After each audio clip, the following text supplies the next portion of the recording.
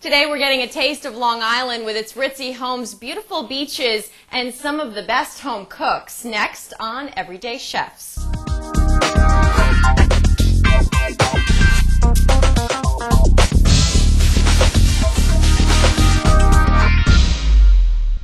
Welcome to Everyday Chefs. I'm Christina Renault. Today we're making a recipe called stuffed Italian chicken from my friend Michelle Imparato. She grew up in Mineola, Long Island.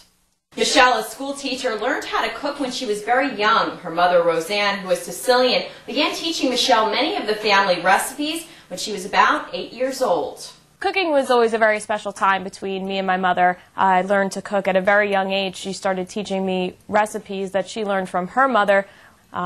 She taught me how to cook sauce and meatballs, and what the Italian chicken was one of her recipes. I did give it my own flair because I like certain things, but it is her recipe, and I hope, Christina, you enjoy cooking it as much as I do.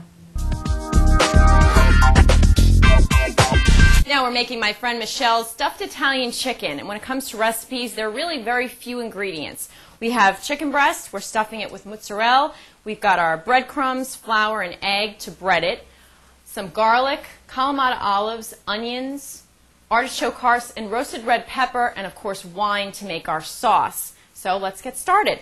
Now, I already have 3 made.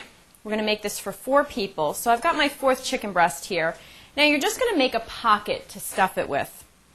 So I'm going to kind of start about 1 inch into the chicken breast, and again cut to the other side, leaving about 1 inch, making a nice big pocket.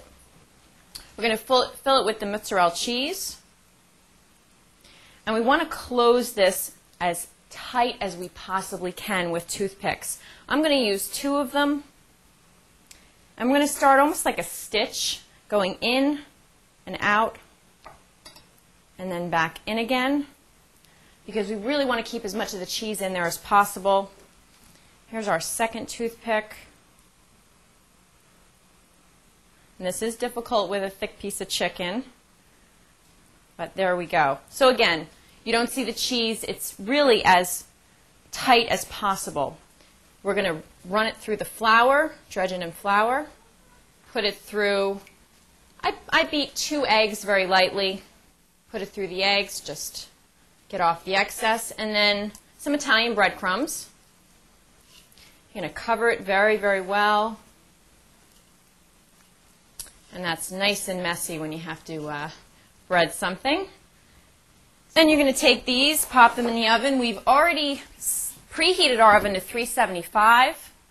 And they're going to take about 35 minutes because they're nice thick breasts.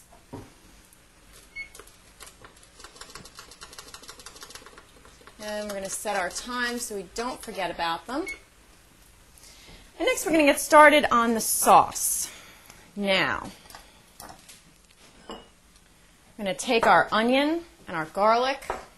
Now we have about 1/2 cup of onion, and we've got about 4 cloves of garlic. I love garlic. You can always add another clove if you want, but Michelle's recipe calls for about 3 to 4 cloves. So we're going to get started and just put about 1 tablespoon of olive oil into our pan and get that heated up.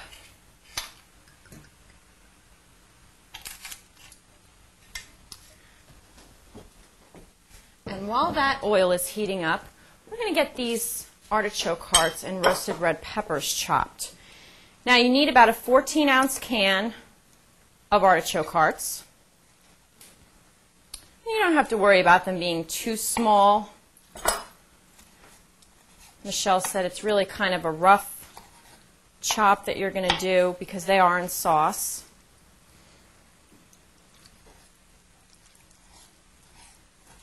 Okay. And that should be about 14-ounce can. Now we're going to get our roasted red peppers also chopped. I'm assuming you could also use marinated. These are just regular jar of roasted red pepper. That's going to add a little bit more flavor to it. It's also going to be very oily, so you have to keep that in mind. The sauce you already have your olive oil. Okay, so again, just roughly chopping the peppers. Now let's check on our olive oil back here.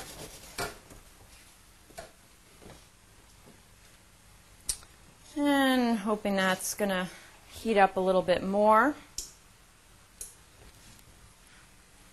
I'm going to add our onion in.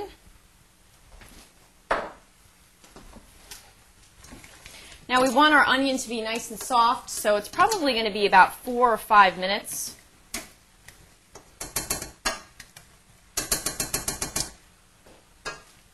And as that's heating, we're going to wait until that's soft, and then we're going to add the garlic in. Again, this is about 3 to 4 cloves that you can add, a little bit more if you love garlic. And we're going to stir that around and be very careful with it. Watch it carefully. Now we need to add our wine. 1/2 cup of white wine. I've got a dry Chardonnay. You're always going to use wine in your cooking that you're going to drink. Never use cooking wine. It's full of salt. And it doesn't, oops, of course I'm spilling a little bit. Okay, we're going to add this in. Raise the heat a little bit, just so some of it cooks away. And we're going to give this a good stir, getting up all the little pieces on the bottom of the pan. We're going to let this cook for about a minute until it cooks away a little bit. Okay, now we need our peppers and artichokes. And we're going to add those in carefully.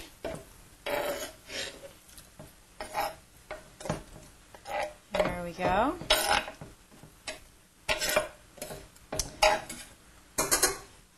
And that's everything. Welcome back to Everyday Chefs. My friend Michelle is here. Thank you so much for coming. Thank you for having me. And thank you for sharing this wonderful recipe with us. No problem. This is a recipe that's been in my family. Now, what did you decide to add to it? Okay, so this is my mom's general recipe, but I like cheese on everything. So Okay. I added the cheese, I have to admit, and I also added the olives.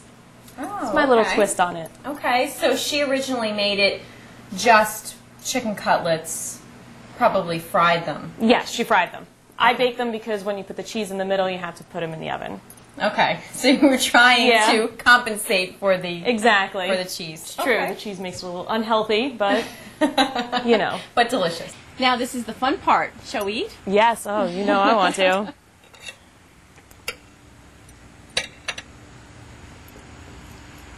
Oh my goodness. How did I do? It's delicious. Now I love the artichoke hearts and the peppers all together. I personally like the combination of flavors myself, but you know, you can also do substitutions. Sometimes I make it with shrimp, I make it with salmon, whatever you'd like. If you want it on a little bit of a lighter meal, you do the salmon. You don't always have to do the cheese and the chicken. Okay. And I'm assuming you don't bread it with the salmon or shrimp. No, you don't bread that. You can just leave it plain. You did a really good job. Thank you. This is delicious. Well, we're going to continue to finish our meal, and we hope you enjoy it. And just remember, you always have time to make a great home-cooked meal.